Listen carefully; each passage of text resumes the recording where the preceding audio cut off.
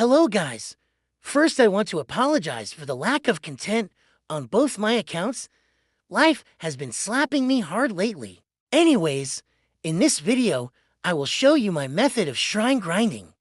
The update is here, and that means you will need a lot of warden artifacts, which can only be obtained by the shrines. I will go over to methods, private server grinding, and public server grinding.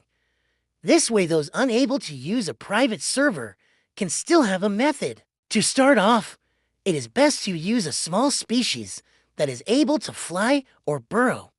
I use my Sturby for this, as the Hellion Shrine is inside a tight gap that not many species can access.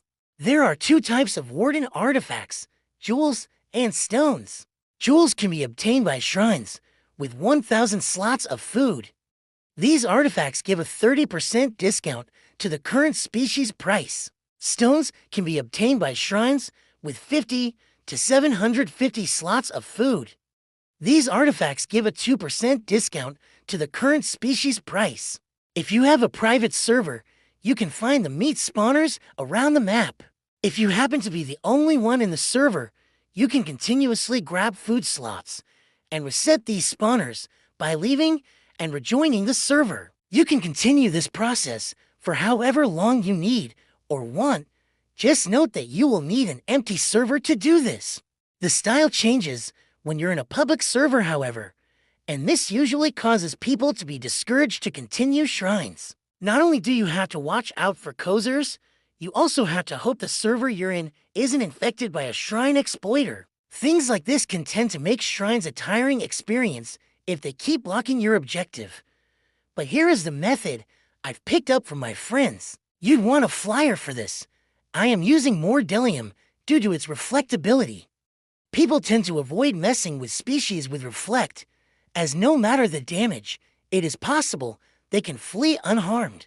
Oasis is known to be a war zone, and if you're lucky enough to witness one, then it's your time to swoop in and get your cut. From the massive amounts of fights that break off, large carcasses are usually left behind.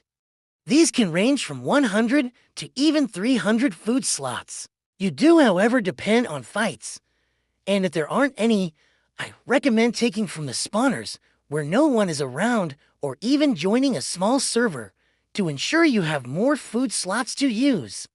However, if you do this, use a carnivore so you are able to reset the carcass.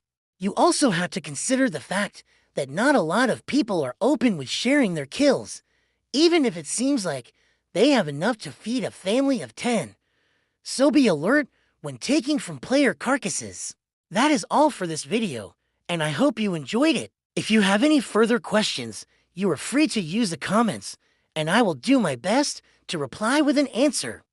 And feel free to comment on what other tutorials you want. Happy grinding, and remember to stay hydrated.